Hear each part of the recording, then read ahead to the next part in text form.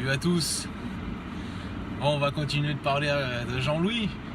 Jean-Louis Boukhari. Il a dysenterie dans le désert. Oh, ça devait être dur, il a dû en chier Jean-Louis quand même. Bon, ce coup-ci, autre contexte. Je suis dans la voiture. Je vais vous lire les screenshots de Jean-Louis. Enfin, du moins les screenshots de ses textes. Tout ce que j'ai pu trier et autres. Par contre, on va couper et économiser la batterie de la voiture. Et je vous laisse dans le noir. N'ayez pas peur. Hop.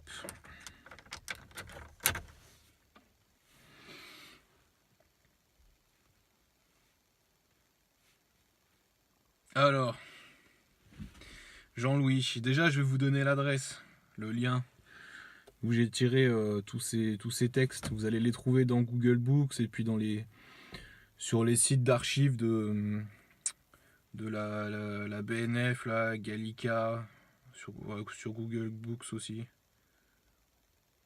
Je vais pas mettre trop de lumière pour éviter de me tuer les yeux. Alors, c'est https://ebooks.adelaide.edu.au. Enfin, tapez juste dans la barre de recherche ebooks e2oks.adelaide.edu. Sur Google, vous allez tomber sur le site. Par contre, c'est tout en anglais, donc il faudra lire en anglais ou vous servir d'un bon traducteur. Donc, Jean-Louis, introduction de l'auteur. Donc Jean-Louis.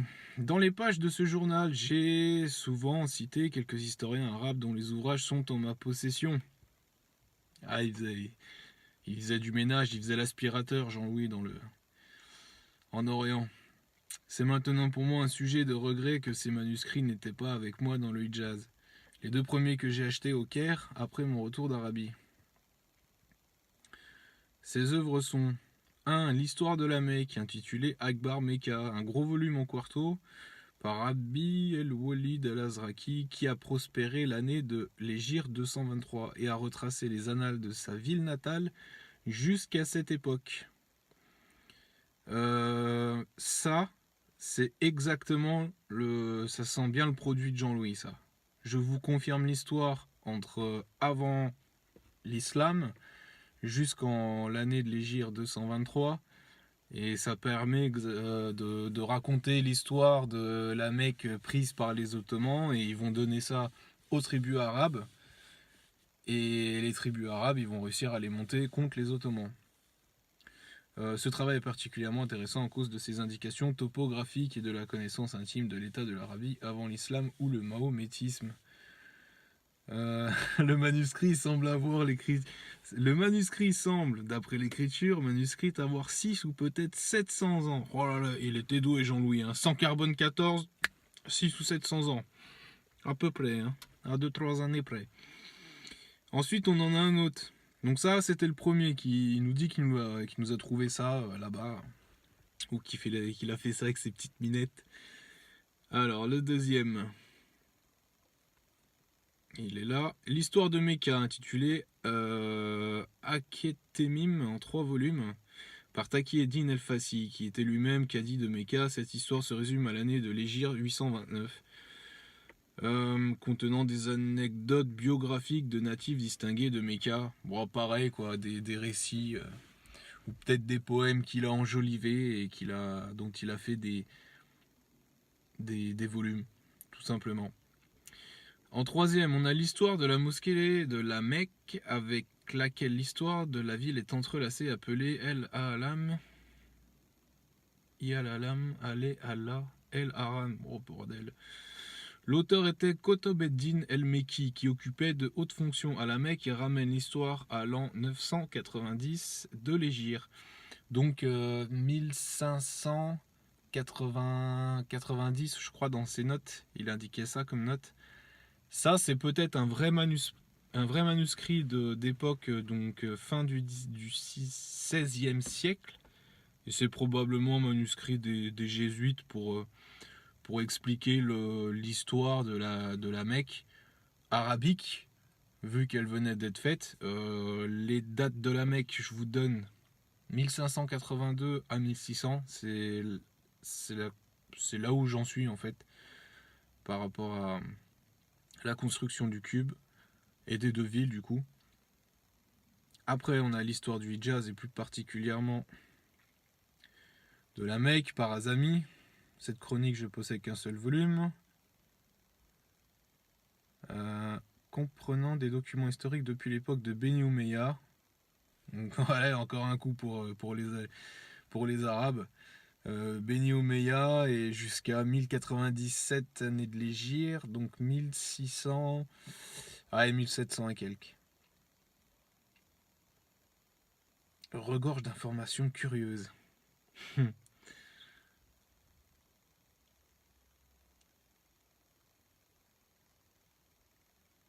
Et le dernier, l'histoire du temple et de la ville de Médine. Évidemment, il fallait un bouquin pour valider Médine.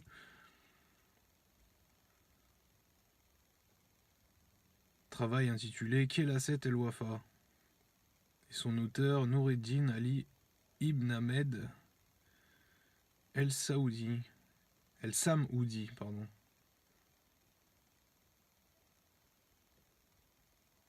Pareil, fin du XVIe siècle. Probablement du jésuite, du réformateur. Qu'est-ce qu'il a à nous dire encore, Jean-Louis? J'ai envoyé par cette occasion un paquet à M. Hamilton contenant un recueil de dictons populaires des Arabes du Caire, écrit dans le dialecte vulgaire de la ville. Le capitaine Gambier du Myrmidon, qui est venu ici depuis quelques jours et qui part immédiatement pour Malte, a promis d'en expédier les 2 paquets. J'espère que dans quelques semaines, la tête colossale sera également embarquée à Alexandrie. Donc Jean-Louis filait tout ce qu'il récupérait, recueil de dictons, il en créait quelques-uns, il faisait des jolis bouquins, il mettait tout dans des coffres et hop, on envoie tout à la Royal Society.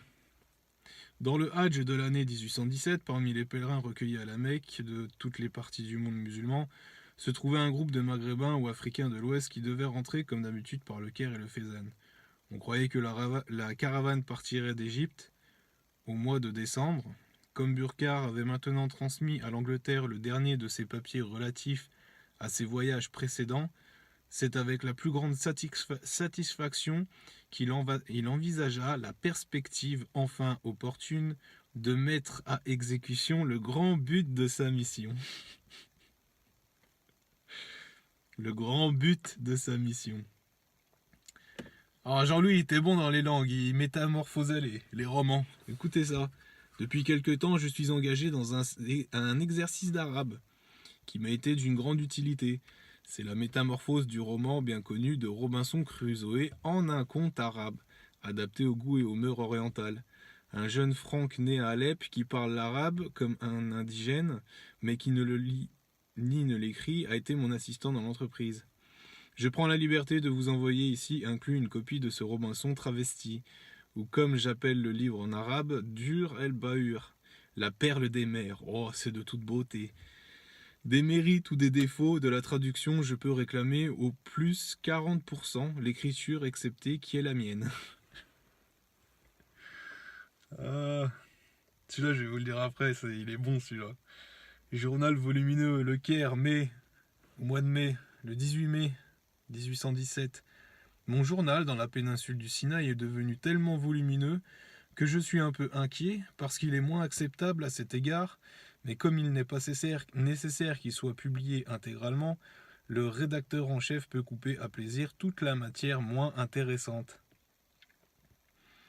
Donc il envoie tout et puis le rédacteur en chef il fait ce qu'il veut un peu. Par contre... Ah ouais, si, c'était ça.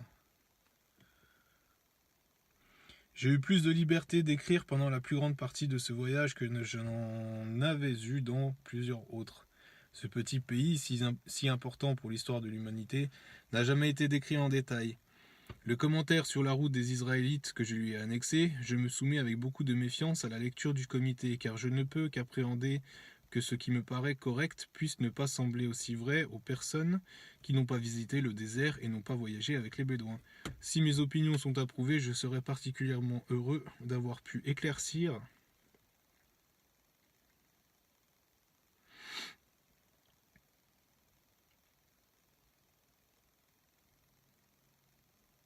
certains points obscurs de l'histoire ancienne et de défendre l'authenticité de l'historien sacré du béni Israël, qui ne sera jamais complètement compris, tant que nous ne sommes pas minutieusement informés de tout ce qui concerne les Bédouins arabes et le pays où ils se déplacent et où ils paissent. Donc en gros, Jean-Louis il nous écrit l'histoire des Arabes, euh, post-islam et avant islam. Il nous dit qu'il a trouvé des manuscrits authentiques. Et il y en a même un là où il défend l'authenticité de l'historien sacré du béni Israël. Ah, ça sent le jésuite réformateur, ça. À plein nez. Un réformateur qui vous écrit l'histoire comme il la veut, comme il la souhaite.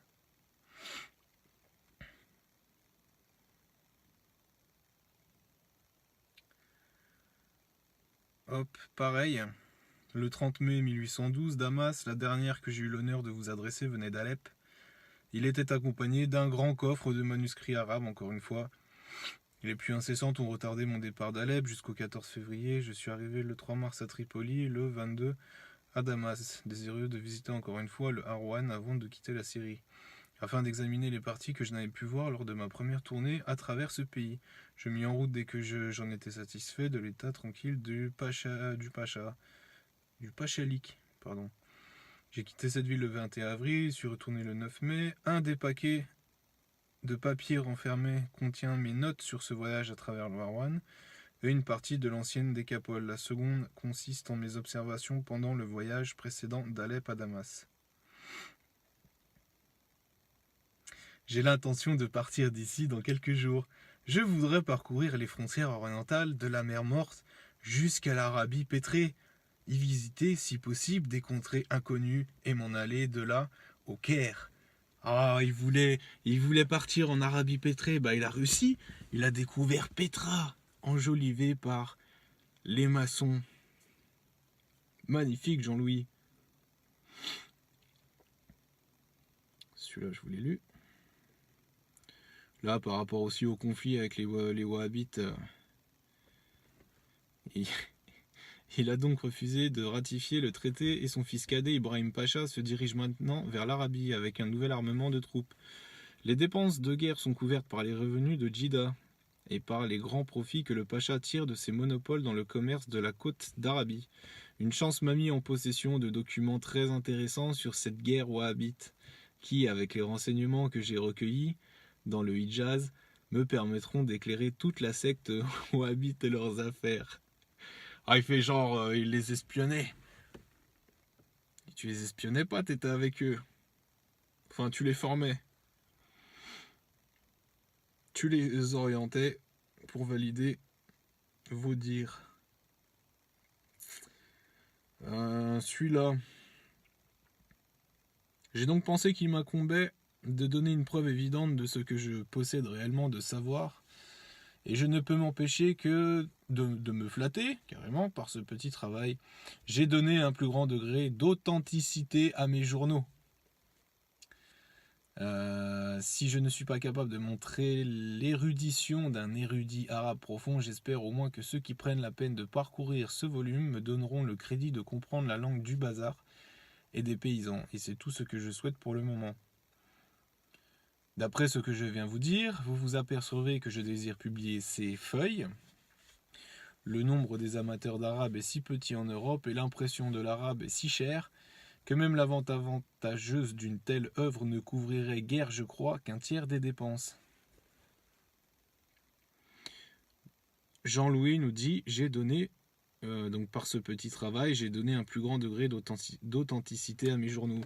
Donc les soi-disant, tout ce qu'il a acheté, et tout ce qu'il a fait de matière additique et d'artefacts, ça donne de l'authenticité à ses travaux. À ses journaux, pardon. Mais on peut faire ça dans l'inverse aussi. Ces journaux donnent de l'authenticité à ce qu'il avait envoyé. Salopard. Tac.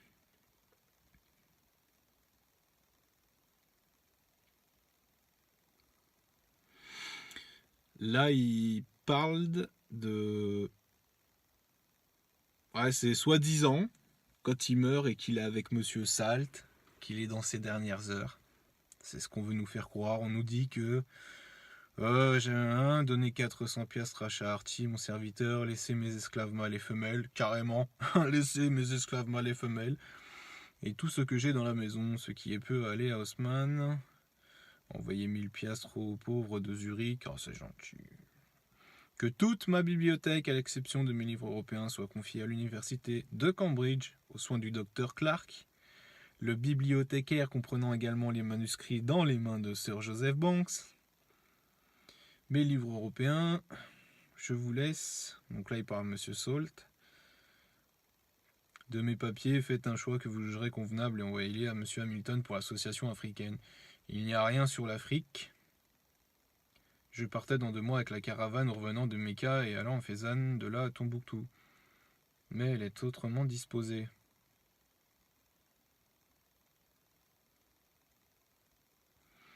Oh, puis après on nous raconte les dernières phrases qu'il a dit pour sa maman, soi-disant. Là, il y a un rapprochement, il parle que les Arabes font de fréquentes allusions à Shab Amir, qui était un poète, et qui était rapporté déjà par Sir William Jones, un orientaliste, encore, anglais, hein. Mais du XVIIIe siècle pour le coup.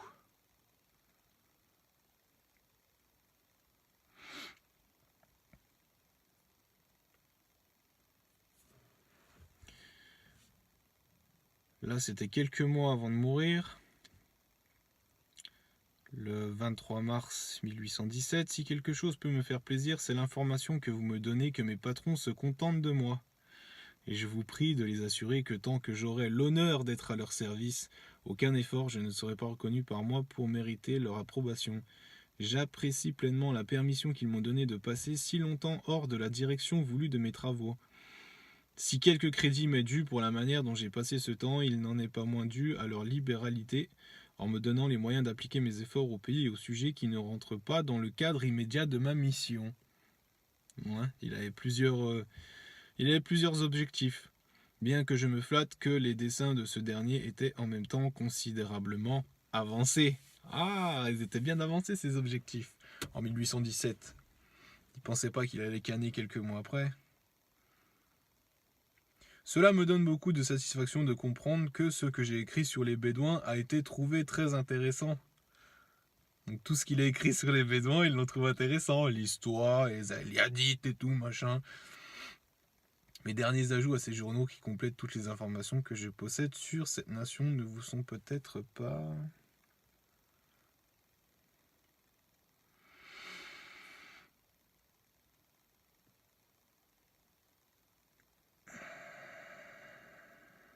sont peut-être pas...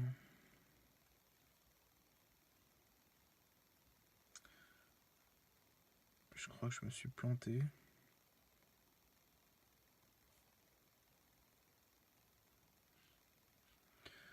Non, ça c'est le 1.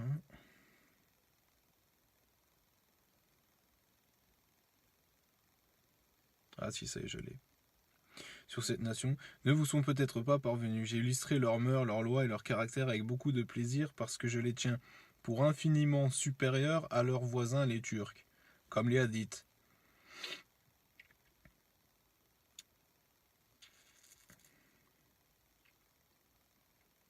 Enfin, comme les Hadiths. Je vous reparlerai de ça sur un autre screenshot. Ils ont heureusement échappé à la corruption des mœurs et des mœurs du Levant, et cela seul leur donne droit à l'attention du public européen, bien que peu de voyageurs les aient vus valables sinon comme une nation de voyageurs sanglants, sauvages et infidèles. Après, il fait une allusion à un récit qui était dans la bibliothèque de Joseph Banks là dans votre propre bibliothèque.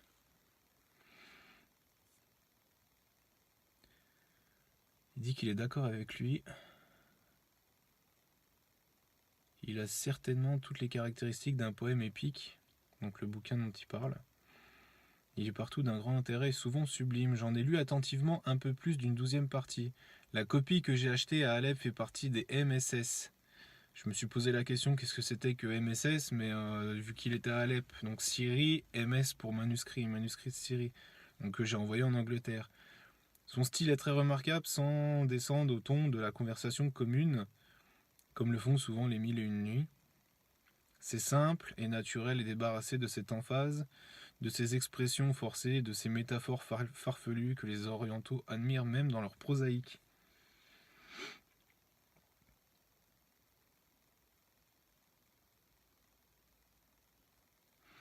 Pour en finir que ce bouquin dont il parle, il dit « Je crois que Sir William Jones fut le premier à attirer l'attention du public sur ce poème romantique dans son Comment Poes Asiat ». Voilà, donc le premier à rapporter ce bouquin, c'était encore un orientaliste. Tac, tac, tac. La bibliothèque à Cambridge, je vous l'ai fait. Métamorphosé, Robinson Crusoe, je l'ai fait. Celle-là, elle est bien, celle-là. Le 18 mai 1817. Par la présente occasion, je transmets à Sir Joseph Banks, la Royal Society, mon journal dans la péninsule du Sinaï, et à vous, un volume de proverbes et de dictons populaires au Caire, encore une fois. Je crains que le comité ne s'étonne de tout l'arabe qu'il contient et il s'exclame que l'écrivain ait été envoyé dans ces pays pour ne pas devenir traducteur, mais découvreur. Je peux seulement dire en excuse que mon séjour dans cette ville a été malheureusement, mais nécessairement, tellement prolongé. Je pensais que dans le but de transmettre mes futurs projets, je ne pouvais pas faire mieux que de poursuivre mon étude de l'arabe. Et pour autant que je puis vous assurer que j'ai tiré un bénéfice essentiel de cette compilation. Je vous la refais. Et pour autant que je puis vous assurer que j'ai tiré un bénéfice essentiel de cette compilation. Compilation Sahih Bukhari. En même temps que j'espère que la connaissance de la nation arabe et de leur langue actuelle pourra être quelque peu avancée par elle et facilitée par d'autres. Donc lui commence un projet et les autres vont enjoliver les égrégores. En traduisant et en expliquant ces paroles, j'ai été animé par un autre motif. Je voulais laisser un mémorial à mes employeurs ainsi qu'au public. J'ai été animé par un autre motif. Je voulais laisser un mémorial à mes employeurs ainsi qu'au public. Le reste, c'est pas intéressant. Il voulait vous laisser un mémorial, Burkhardt. On l'a, Sahih Bukhari. Allez, on va changer de thème. Il y a un truc qui m'a fait marrer. Je peux ajouter ici que le tawaf est une cérémonie de musulmans non exclusivement pratiquée dans le temple à Mecca. À l'été 1813, j'étais présent au festival annuel du saint patron de Ken en Haute-Égypte appelé Saïd Abderrahman El-Kenawi. Des milliers de gens du pays étaient réunis dans la plaine dans laquelle se trouve la tombe du saint à 1 mile de la ville. En arrivant, chaque personne a fait 7 fois le tour de la petite mosquée qui contient la tombe. Et quand la nouvelle couverture destinée à être posée dessus pour cette année a été apportée dans la procession solennelle, l'assemblée entière l'a suivie 7 fois autour du bâtiment, par quoi elle a été placée sur la tombe. En fait, Tawaf, tourner 7 fois autour, c'était une tradition issue de la vraie Mecque, la Mecque coranique, pas la Mecque arabique, ça n'a rien à voir. Et j'en ai une autre aussi où il parle de tourner autour.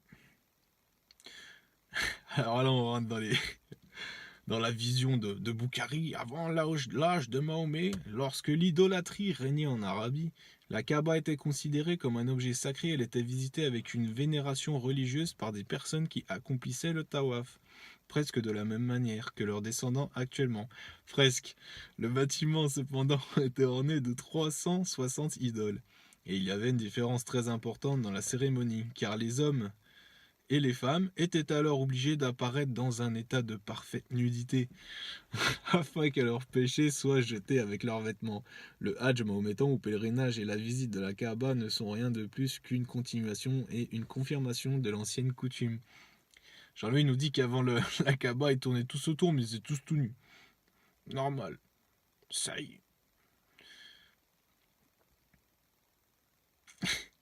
Celle-là, elle est pas mal. Donc ça parle des prières, ça parle du vendredi et tout. Donc j'ai pas le début parce que j'ai coupé, c'était pas intéressant. Ceci, comme les sermons du vendredi de toutes les mosquées dans les pays mahométans, sont actuellement du même ténor, avec de légères modifications lors d'occasions extraordinaires.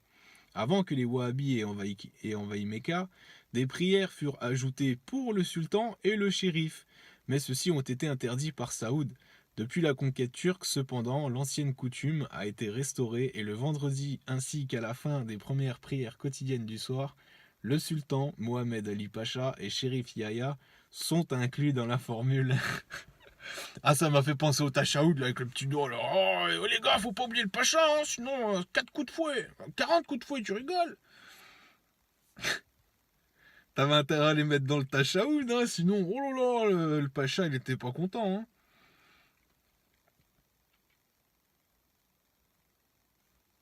Mon séjour à Alep a été exclusivement consacré aux efforts visant à élargir ma connaissance de l'arabe. J'ai complété la lecture de plusieurs des meilleurs auteurs arabes, des écrivains prosaïques ainsi que des poètes. J'ai relu 2 fois le Coran et j'ai lu par cœur plusieurs de ses chapitres et plusieurs de ses phrases. Je suis presque en train de terminer un cours complet des préceptes de la religion mahométane. Il faisait des cours complets sur la religion mahométane. Sur les préceptes. Sur les préceptes. Un effendi instruit ayant pris sur lui la tâche de m'expliquer le livre d'Ibrahim Alebi. Pardon. J'en suis où? Le livre d'Ibrahim Alebi sur les lois religieuses des Turcs. Hein, des Turcs. Pas des Arabes. C'est le livre sur lequel Dawson a fondé son excellent travail. Pourquoi je parle des Turcs? Parce qu'en fait, il y a beaucoup de choses qui sont arrivées avec les Turcs, du coup. Vu que l'histoire avant a été inventée.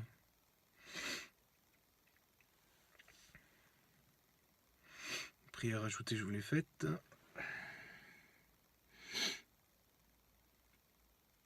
Là, ça parle de Abdallah ibn Saoud, en retournant à dérailler, a quitté son propre enfant, 2 de ses frères et plus de 30 de ses principaux chirs de dérailler aux mains de Toussoun Pacha, en otage pour sa bonne conduite. Mohamed Ali demande au chef wahhabite une somme énorme en rétribution de son pillage du temple du prophète à Médine. Il s'efforce de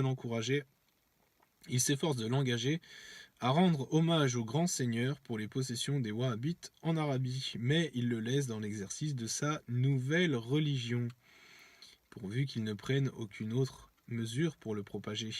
Sa nouvelle religion, donc le wahhabisme, apporté par validé par les hadiths à Burkhar. Et après, ils se sont amusés à tout enjoliver.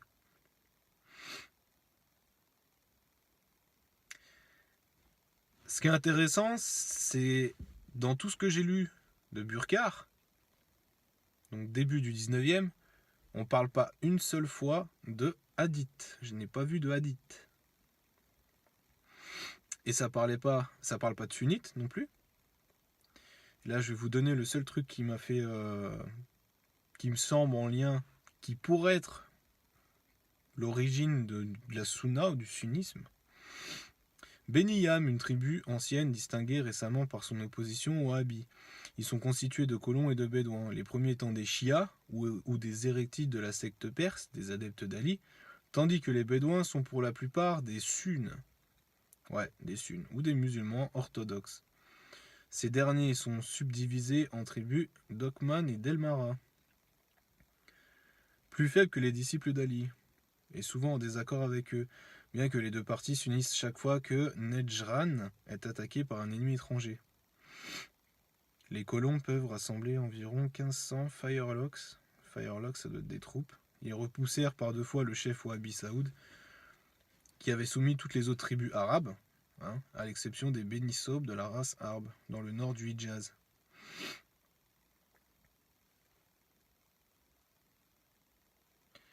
Là, il nous parle d'une vallée sans graines aussi que le Coran confirme, soi-disant.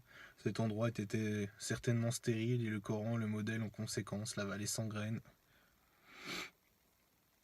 Pour essayer de te valider l'histoire du Coran en Arabie, ce qui est faux. Par rapport au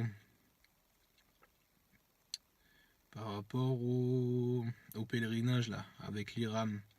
L'Iram des femmes consiste en un manteau qui l'enveloppe complètement autour d'eux, avec un voile si serré que même leurs yeux ne peuvent être vus. Selon la loi, leurs mains et leurs chevilles doivent être couvertes, mais cette règle ne tient généralement pas compte. Donc Jean-Louis est en train de nous dire que les femmes, elles respectaient pas la loi de Burkar, la loi de Boukhari. Hein. Il avait dit non, faut mettre la burqa. Nouvelle collection, Jean-Louis Burkar. La burqa, certifiée SAI pour toute l'année. Comme ça, tu vois rien. Et t'as même l'option de la grille si tu veux mettre la grille. Si ta femme elle est pas sincère, tu mets la grille. La burqa de Jean-Louis Burkar. Ah, il était choqué, il a vu 2 chevilles, 2 poignées de gonzesses. Oh là là là là. Ah bah tiens, allez hop, on va leur mettre un petit vêtement pour l'occasion, la burqa. Je crois que James, elle porte la burqa. Elle est à la mode orientaliste, hein, pour le coup. Ah, celui-là, je vous l'ai lu sur le live à Yacine. Enfin, je vous l'ai lu. Ah si, je vous l'ai peut-être lu. Et je l'ai peut-être aussi... je l'ai peut-être écrit. Avant que les Wahhabis leur aient enseigné les vraies doctrines mahométanes, donc les Wahhabis arrivaient avec les vraies doctrines mahométanes, certifiées sahih. Ils ne savaient rien de plus de leur religion que la croyance La ilaha illallah wa Mohammed Rasulallah. Ils n'ont jamais non plus pratiqué les rites prescrits. Donc tous les rites, mange avec ta main droite, rentre aux toilettes avec je sais plus quel pied, à la prière, mets ton pied contre celui du voisin, sinon Shaitan y passe. Tous les rites prescrits. Ah bah voilà, c'est arrivé avec les Wahhabis.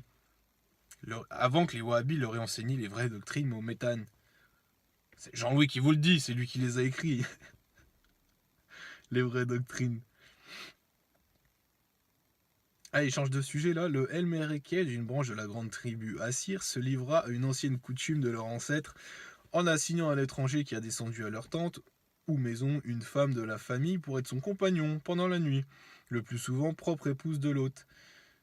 Mais à ce système d'hospitalité barbare, les jeunes vierges ne furent jamais sacrifiées.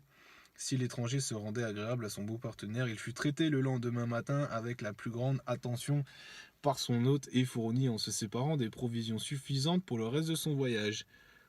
Attends, il est en train de nous raconter qu'il y a des tribus, il te laisse sa tante, sa femme, le souper, le lit, et puis l'amusement pendant la nuit, et en plus le lendemain ils te redonnent des provisions. Oh disons, ils sont vraiment gentils. Hein. Moi ça m'a fait penser au hadith de la tétée. T'as un hadith à Boukhari ça. Ouais, si tu vois ton pote il est mal en point et que ta femme est là, bah, il peut téter. Hein.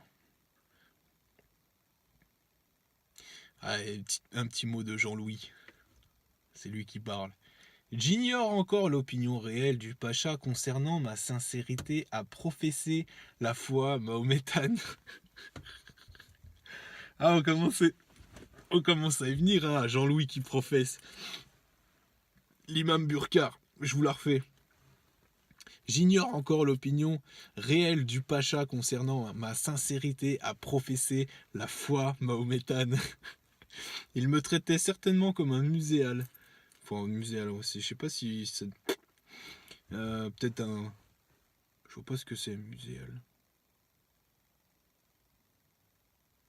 Aucune idée.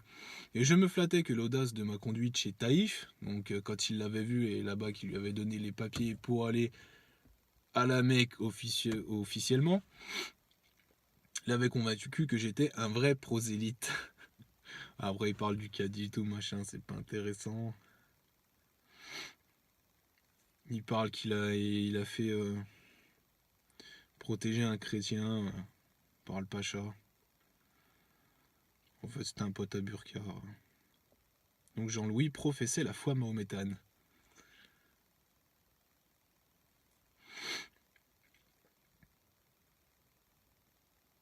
Là, il y a encore un coup, il parle de...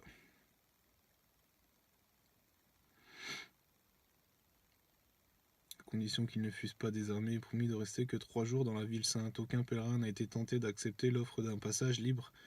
Abdallah lui-même, effrayé par les nombres wahhabites, fit concevoir à Saoud l'espoir qu'il serait converti à la nouvelle religion, le wahhabisme. Là, il parle d'une... Justement, là, il exacerbe les différences entre les Arabes font bien les préceptes, la doctrine mahométane, mais pas les Turcs. Exemple, j'ai observé beaucoup d'indifférence parmi la pluralité des Turcs, que j'ai vus ici, ainsi que de ceux avec qui j'ai voyagé ensuite de Sudier à Alep. Parmi ceux-ci, nombreux sont qui, pendant 8 jours, n'ont pas prié une seule fois. Même 2 hadjis qui avaient effectué le pèlerinage de la Mecque étaient de ce nombre. Certains priaient 1 fois, d'autres 2 fois par jour, avant que le soleil se lève et après le coucher du soleil.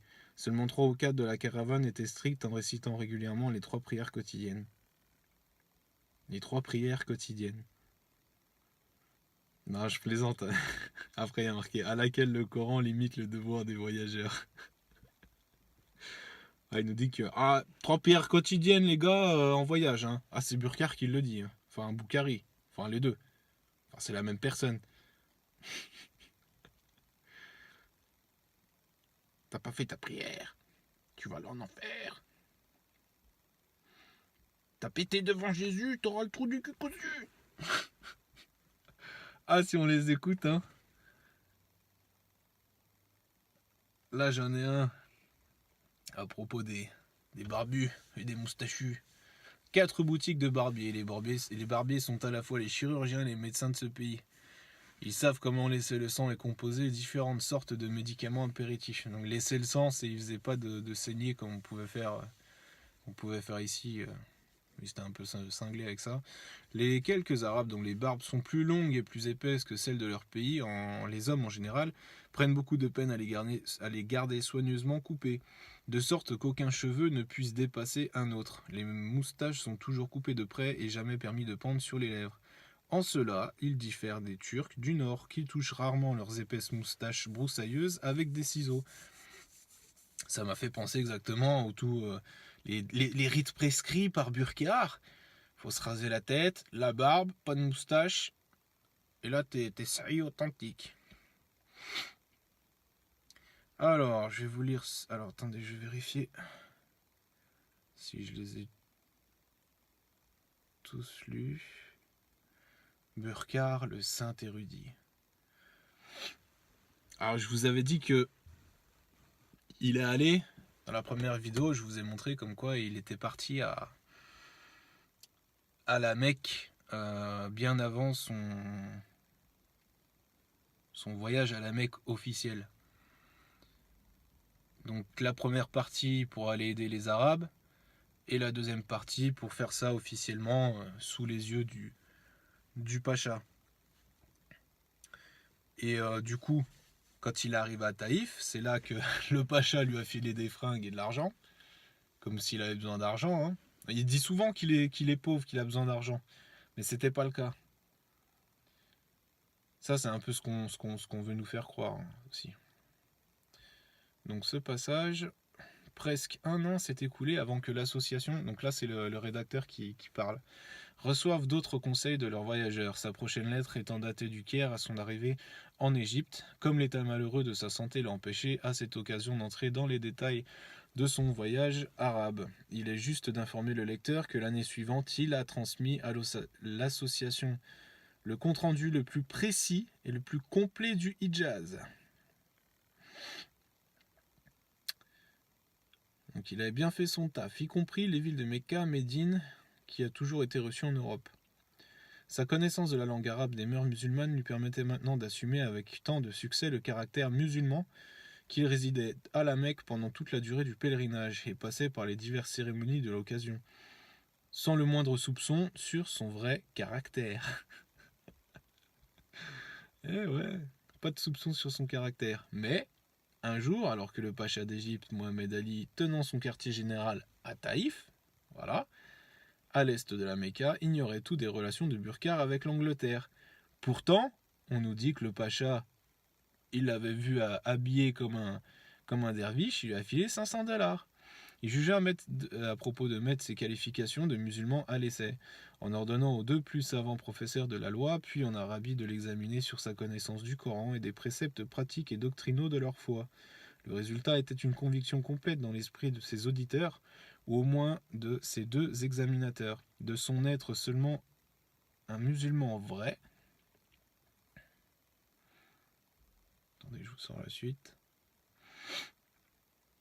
Un musulman vrai, mais très érudit. C'était sa ferme conviction que le titre de Hadji, que son pèlerinage lui donnait le droit d'assumer, lui serait d'une grande utilité dans ses voyages futurs dans l'intérieur de l'Afrique. Cependant, comme l'expérience et les informations acquises par son voyage en Arabie étaient importantes, elles étaient trop chères. Car il ne fait aucun doute que sa constitution ne s'est jamais remise de ses effets de ce climat fatal qui s'est toujours avéré pernicieux pour les Européens. Donc en gros, là, il dit que c'était sa ferme de conviction que le titre de Hadji, son pèlerinage, lui donnait le droit d'assumer, lui serait d'une grande utilité dans ses voyages futurs. Sauf que le titre de Hadji, il l'avait déjà. Et pas de bol, la Gazette suisse, elle en parle, Hadji Mahomet Ibrahim. Le retour de son pèlerinage à la Mecque, en 1811. C'était la visite officieuse.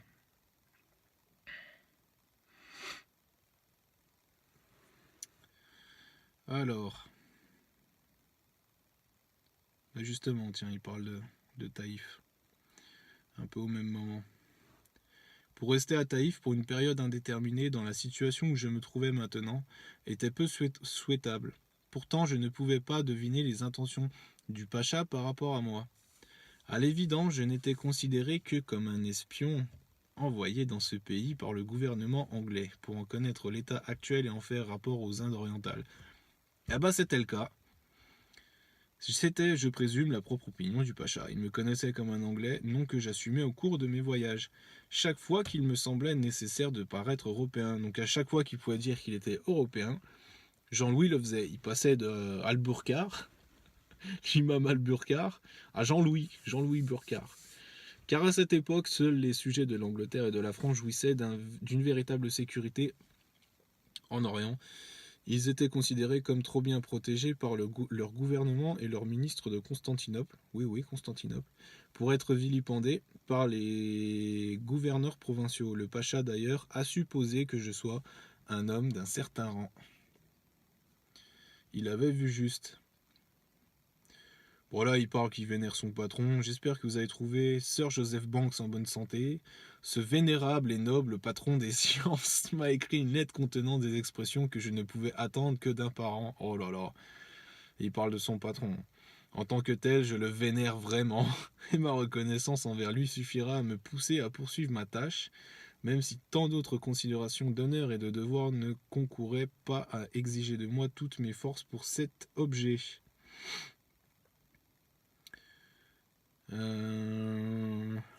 Après, ils nous font un étalage de ce qu'ils veulent savoir.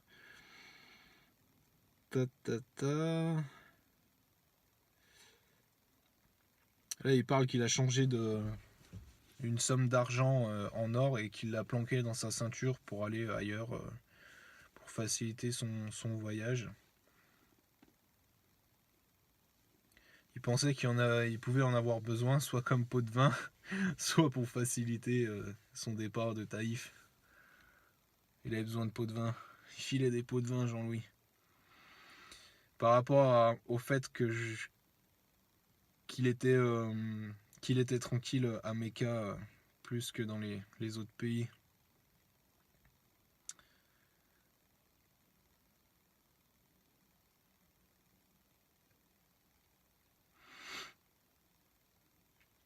Pendant tous mes voyages à l'Est, je n'ai jamais eu autant de facilité qu'à Mecca. Il faisait ce qu'il voulait à Mecca. Surtout quand il y allait de façon officieuse.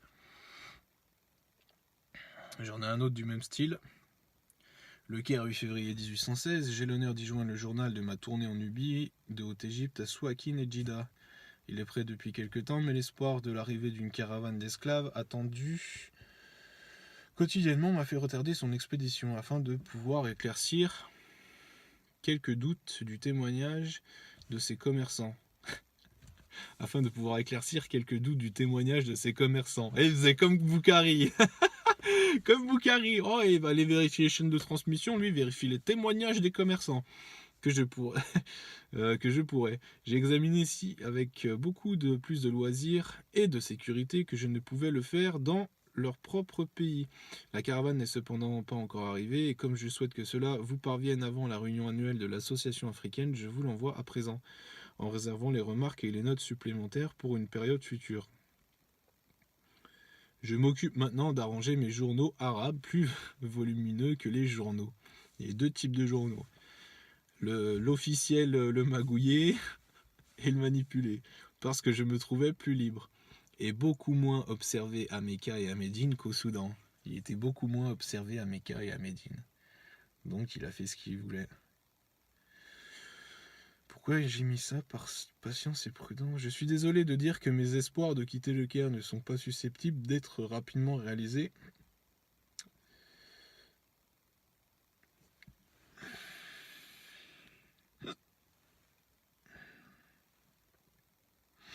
Aucune caravane de Maghrébins n'est arrivée. La faute à CIA. Ah, CIA, tu pouvais pas être à l'heure pour Jean-Louis. Ah, fallait que je la sorte, hein, caravane, CIA. Bien que l'époque annuelle de son arrivée en Égypte soit passée depuis longtemps. Presque sans patience, je suis peu capable d'inviter mes employeurs à ne pas perdre le leur. Mais si mes anciens travaux les ont convaincus que je suis réticent à confier mes espoirs aux chances de mesures imprudentes et mal préparées, ils auront aussi, j'espère, expérimenté que je ne risquerai pas de renoncer à des projets auxquels je me suis déjà engagé, moi-même. Mon succès doit être le fruit de la patience et de la prudence. Et je devrais manquer de devoir envers mes employeurs et moi-même, ainsi que dans la reconnaissance que je dois à la providence d'avoir jusqu'ici donné du succès à ma patience. Oh là là. Si je devais maintenant la perdre, je suis loin de me sentir... Si je devais maintenant la perdre, je suis loin de me sentir à l'aise en Égypte. Ah, il commence à flipper, hein. Ah, il est peut-être pas mort de dysenterie dans le désert. Bon, on verra ça après. Mais là, il flippe quand même. Il flippe. Et chaque motif privé m'engage à souhaiter un départ rapide de ce pays. Ah ouais, chaque motif privé, hop, départ rapide. Oh, je me suis fait cramer. Chut, allez hop, mon taille. Celui-là, je vous l'ai sorti. Ah, celui-là, il est pas mal aussi. D'après ce que je viens de vous dire, vous vous apercevez que, je vous l'avais sorti tout à l'heure, mais j'avais pas la suite, que je désire publier ces feuilles. Le nombre des amateurs d'arabe est si petit en Europe et l'impression de l'arabe est si chère que même la vente avantageuse d'une telle œuvre ne couvrirait guère, je crois, qu'un tiers des dépenses. Il est raisonnable de douter que l'association africaine veuille s'engager dans une entreprise si étrangère à ses activités avouées, bien que je sois très heureux de constater que je me trompe dans cette hypothèse. Mais il me semble que les directeurs de la Compagnie des Indes orientales, qui patronnent si généreusement chaque branche de l'enseignement oriental, seraient peut-être disposés à prêter leur concours à cette publication. Les directeurs de la Compagnie des Indes orientales qui patronnent si généreusement chaque branche de l'enseignement oriental. Quand on disait il y a quelques mois que les orientalistes avaient appris l'arabe aux arabes, c'est juste qu'en fait, ils ont ajouté, notamment François Savary de Brève, il a ajouté les voyelles au Coran, parce que le Coran, en fait, le texte de base, donc uniquement manuscrit sur du parchemin, il n'y avait pas de voyelles pour économiser le papier, pour économiser le parchemin, parce que c'était compliqué de fabriquer le parchemin et très dur. Donc les textes, ils ont rajouté des voyelles et tout d'abord les orientalistes jésuites, puis les orientalistes de la Royal Society et de l'Académie des Lettres. Donc ça, ils patronnent si généreusement chaque branche de l'enseignement oriental. C'est eux qui vous ont appris les langues, ils vous ont orienté pour vous orienter sur leur vision du monde, de l'histoire et de la manière de penser. Là, il y a une petite anecdote. Monsieur Sall vous a fait part des nouvelles découvertes près des pyramides. Lui et Monsieur Briggs ont fait une bourse commune pour permettre au capitaine Caviglia, dont les ressources pécuniaires ont été épuisées par ses travaux à l'intérieur de la pyramide. Donc c'est peut-être pas ses travaux à l'intérieur de la pyramide, c'est ses travaux pour la pyramide peut-être, je reviendrai dessus, pour poursuivre ses travaux sous leur direction dans son voisinage, et particulièrement près du Sphinx. Le petit temple que le Sphinx tient entre ses pattes, monstrueuse, est certainement très intéressant et de la meilleure facture égyptienne. Le petit temple que le Sphinx tient entre ses pattes monstrueuses. Bon, pour ceux qui connaissent un petit peu l'Égypte, le Sphinx, il n'y a pas de temple. Il y a le temple du Sphinx, mais qui est bien en face. Et lui vous parle d'un temple entre les pattes du Sphinx. Et vous verrez que là, en fait, il y a une stèle. Il y a la stèle de Toutmosis, là, ou je sais pas quoi, là, leur histoire égyptienne à la con. Enfin, vous irez voir sur Google Images. Là, j'ai noté quoi? Il avait l'approbation de ses patrons, normal. Le reçu de votre faveur obligeante du 10 septembre 1814 et d'une même lettre de M. Hamilton du 4 juin de la même année, j'ai contribué plus que le médicament à faire revivre ma force et à exalter mes esprits. En effet, l'assurance que ces lettres contiennent de mes premiers travaux ayant rencontré l'approbation de mes patrons a été pour moi la source de la plus vive joie et l'encouragement que j'en ai tiré a entièrement banni de mon esprit ce découragement que mes souffrances corporelles avaient causé. Oh là là. Donc il recevait une lettre de ses patrons comme quoi c'est bien, t'as bien taffé Jean-Louis. Oh bah ça y est, il était tout joyeux. Agent de l'association, donc l'association africaine. Et on pourrait dire aussi agent de l'association, parce qu'il associe, grâce à lui, vous associez à votre raisonnement. C'est-à-dire que votre esprit, quand il va réfléchir sur certains sujets, il va associer ses dires, les dires des hadiths, les dires historiques, et ça va vous faire raisonner dans une égrégore, dans une pensée forme. De son retour au Caire en juin 1816 à celui de sa mort en octobre 1817, il n'y avait pas la date là. Ils étaient peut-être pas sûrs, 15, 17, fallait qu'ils vérifient, qu'ils valident après. Il continue à résider dans la capitale égyptienne, occupé à préparer divers papiers pour l'association, donc l'association africaine, et dans d'autres emplois liés à la littérature arabe et ses activités de voyage. Les lettres qu'il adressa au comité pendant cette période lui montrèrent à quel point il éprouvait la déception causée par l'absence de toute caravane de l'intérieur. Oh, mesquine le pauvre, il n'y a pas de caravane. Par le retour de laquelle il aurait pu poursuivre l'objet ultime de sa mission. Ces lettres contiennent aussi une série d'observations précieuses sur les événements qui se sont produits à cette époque en Égypte et en Arabie, ainsi que de nombreuses remarques sur les mœurs et le gouvernement de l'Égypte et sur les sujets qui étaient ses principaux objets d'enquête, en tant qu'agent de l'association africaine.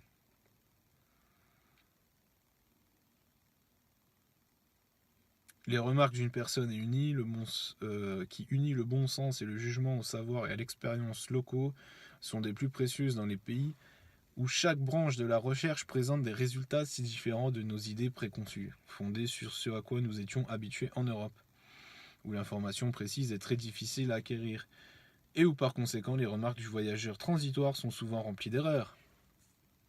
Donc Jean-Louis a la vérité, pas les autres. C'est un peu ça.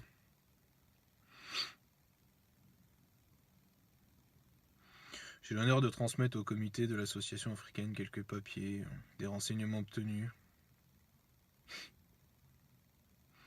des fragments sur les Bédouins, une histoire des Wahhabis. Et ce qui est marrant est principalement de la dernière campagne de Mohamed Ali dans le Hijaz. Il n'était pas parmi les troupes de Mohamed Ali, hein. On se demande comment... c'est peut-être justement les Wahhabites qui étaient au courant des manœuvres de Mohamed Ali, et les Wahhabites ils étaient avec Burkar, quoi. Avec Saoud, Mohamed Abdel Wahab, le capitaine Burton. Oh le salopard.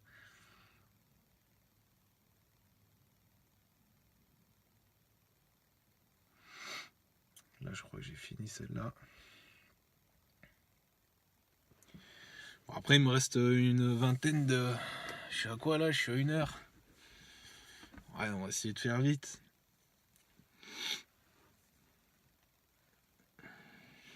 Ah, il parle de l'eau à Mecca. Il parle de la source Zemzem. Il parle des sources d'eau dans la ville de Mecca. Et que la source de Zemzem, si sainte, son eau est lourde au goût et empêche la digestion. Il a dû essayer. La viande séchée aussi. La viande séchée vendue dans ces magasins est le bœuf salé et fumé de l'Asie mineure, connu dans toute la Turquie sous le nom de bastorma, et très apprécié des voyageurs. Les soldats turcs et les hadjis l'aiment particulièrement. Mais les Arabes ne peuvent jamais être amenés à le goûter. Beaucoup d'entre eux observent qu'il diffère en apparence de toutes les autres viandes qu'ils connaissent, persistent à le considérer comme la viande de porc, et l'estimation dans laquelle ils tiennent les soldats turcs et leurs principes religieux n'est pas susceptible d'écarter leurs préjugés. Donc en gros déjà les Arabes tu leur amenais enfin les Arabes d'Arabie tu leur amenais du bœuf, ils le mangeaient pas, du bœuf d'Asie mineure. Donc partout ils mangeaient du bœuf sauf eux. C'est peut-être pour ça ce délire du halal. Et les Turcs, eux, ils en mangeaient. Et même les pèlerins, les hadjis, ils mangeaient la viande d'Asie mineure. Celui-là, il m'a fait marrer, je l'ai appelé, je l'ai renommé Saturday Night Liquor. Parce qu'en fait, il explique qu'il y a des... il décrit ce qui se passe à Mecca, il parle de... Ici aussi, il y a de nombreux cafés bondés de 3h du matin à 11h du soir. Le lecteur sera surpris d'apprendre que dans 2 magasins, on vend publiquement des liqueurs enivrantes pendant la nuit, mais pas pendant le jour. Une liqueur préparée à partir de raisins secs fermentés. Là, il parle qu'il est sans un sou et qu'il... J'y crois pas une seconde. Celle-là, elle est pas mal aussi. Je suis maintenant si avancé dans la connaissance de l'arabe que je comprends presque tout ce qui est dit dans la conversation commune et suis capable de me faire comprendre sur la plupart des sujets, bien que parfois avec difficulté. J'ai fait la connaissance de quelques chirs et de quelques-uns des premiers lettrés parmi les Turcs d'Alep, qui me visitent de temps en temps. Je dois principalement cette faveur au dictionnaire arabe-persan de M. Wilkins. Encore un orientaliste et anglais. Les dictionnaires manuscrits courants, ou Camus, étant généralement très défectueux, les aventures sont souvent très heureux de consulter Wilkins, et ne le font jamais sans s'exclamer « Combien merveilleux qu'un franc devrait savoir plus de notre langue que nos premiers oulémas !» Combien merveilleux qu'un franc devrait savoir plus de notre langue que nos premiers oulémas. Les mecs ils disent ça avec un bouquin d'un anglais dans les mains. Et pourquoi les francs? Parce qu'en fait les francs ils étaient là depuis les capitulations avec Suleiman Ier le Magnifique. Donc en fait c'était pas Suleiman Ier le Magnifique, c'était tout simplement Salomon. Ivan Grozny, qui a mis 2 déculottés d'ailleurs. Il a mis 2 déculottés au roi de France et c'est là qu'il a signé des capitulations et ils ont fait venir ils ont conclu des contrats. C'était en gros, ils envoyaient des jeunes pour les former aux langues orientales. Bah, c'était pour mieux s'infiltrer quoi. Puis faire des familles de gens qui étaient euh, des drogman, ils appelaient ça. Des drogman, ouais. Des interprètes.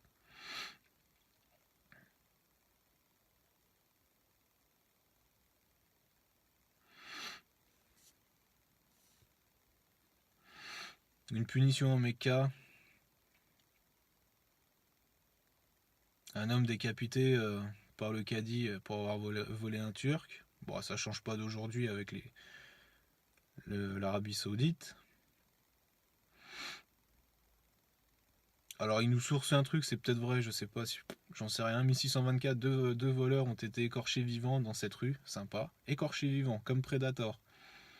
En 1629, un chef militaire du Yémen qui avait été fait prisonnier par le shérif régnant avait les deux bras et les épaules perforés dans beaucoup d'endroits, et des cierges allumés ont été mis dans les blessures. Un de ses pieds fut retroussé et attaché à son épaule par un crochet de fer, et dans cette position il fut suspendu 2 jours sur un arbre dans la Mala, jusqu'à sa mort. De la vue d'un homme, aucune punition rare dans d'autres parties de l'Est semble n'avoir jamais été infligée par les gouverneurs de Hijaz.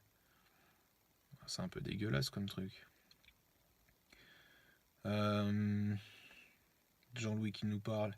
La qualité première d'un homme littéraire est d'apprendre par cœur un grand nombre de vers faits à différentes occasions et de connaître la bonne occasion de les réciter. Hein, ça me rappelle un peu la Sunda. Ah, faut dire ce verset à ce moment-là, parce que là, non, c'est pas pareil. Enfin bref, il faut ajouter à cela la connaissance des différentes significations savantes d'un même mot et des mots qui expriment la même idée. Par exemple, le mot adjouz, qui dans un langage commun signifie un vieil homme décrépit, a dans la langue apprise environ 60 autres significations différentes. Et il y a dans la poésie arabe environ 150 mots différents pour le vin. Pas étonnant que c'est le bordel dans votre langue, hein, dans votre langue arabe. Là. Enfin, c'est à cause des orientalistes, hein. Bon, il peut rien. Hein. Là, pendant le pouvoir des Wahhabis, ils ont interdit le tabac. Puis apparemment, les Arabes, ils aimaient bien fumer le tabac, donc ils se le passaient, ils se le vendaient sous le manteau. Sous le manteau. Euh, il s'est fait tirer. Euh, Le voisinage du Saint-Temple n'intimide pas les malhonnêtes, car j'ai perdu successivement de cet endroit 3 nouvelles paires de souliers. Et la même chose arrive à beaucoup de hadjis. Il se faisait carotter ses souliers.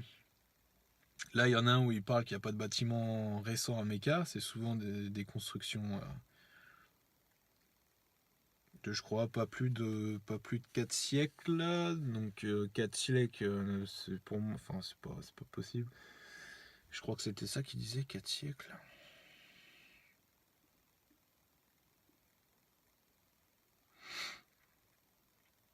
Ouais, 4 siècles, mais ouais, moi je dirais 2 siècles, quoi. À l'époque de Savary de Brême, quand il était dans l'Empire ottoman. Donc fin du 16e. J'ai noté des trucs sur les magasins. Les magasins des Docks. Il y avait beaucoup d'Indiens qui vendaient beaucoup de choses. Les Arabes avaient beaucoup de préjugés sur les Indiens. Ils résidaient depuis un moment ici et ils vendaient toutes sortes de choses. Ça faisait le commerce avec les Indes en fait. Là, il y en a un où il se fait soi-disant voler par le mec qui l'héberge. Il se fait voler des fringues. Et après, il le soupçonne de. Non, il le soupçonne d'avoir volé certaines de ses fringues. Et quand il était là-bas, à un moment, le propriétaire, il a invité des potes à lui. Ils ont fait la teuf un soir. Et le lendemain matin, le propriétaire est venu voir le petit Jean-Louis. Il a dit: Tiens, c'est la facture pour hier soir. Il s'est pris une douille. Il parle qu'il fumait du hashish aussi, mélangé à du tabac. Enfin, qu'en Arabie, les gens faisaient diverses utilisations du hashish en le fumant avec du tabac qui venait de Chine, je crois, dans une pâte qu'une certaine classe de la population consommait. Bref. Au milieu de Suega aussi, les esclaves mâles et femelles abyssiniens. Donc abyssiniens comprenaient des noirs, hein. Les esclaves mâles et femelles abyssiniens. Les esclaves, ça a toujours été les noirs en fait. Les soi-disant esclaves égyptiens, machin, ceci, cela, non, c'est pas vrai. C'est pareil, c'est les parasites qui gouvernaient à l'époque qui se sont servis des populations noires et qui les ont envoyés, qui les ont mis en esclavage. Et tout le monde quasiment a fait pareil, hein, parce que de, de début 1600, ouais, à partir de Mehmet II, là, ils avaient des esclaves. Des noirs, quoi.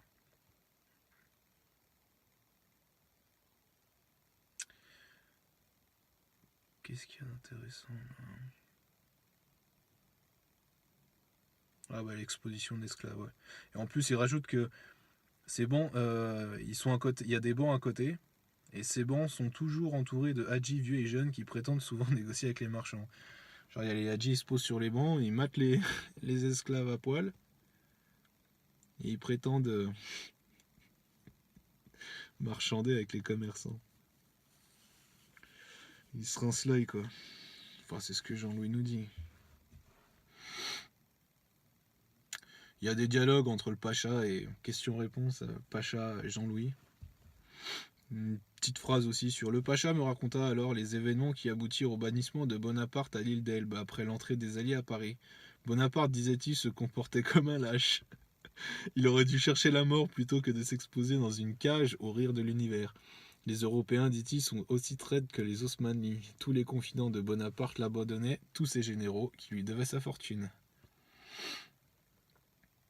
Là, il avait bobo à l'œil, il avait des attaques ophtalmiques. Je l'ai noté parce que ça m'a fait penser à Boukhari qui était aveugle et tout d'un coup, oh, miracle, il voit. Et après, quand il ne pouvait plus lire les hadiths, et puis il voyait plus, il était devenu aveugle. 2 attaques ophtalmiques. Là, le coup qu'il avait acheté un esclave. Vers le milieu d'octobre, je suis retourné à Mecca accompagné d'un esclave que j'avais acheté. Ce garçon avait été dans la caravane avec laquelle je suis allé du Pays Noir à Sowakim, donc il avait déjà vu. Et j'étais tout étonné de me voir dans un état si supérieur à celui où il m'avait connu auparavant. Ça se trouve, il avait la drouille avant. Il s'est dit, c'est bon, oh, Jean-Louis va mourir. Puis en fait, il le retrouve là, il est en bonne condition. Et il s'étonne.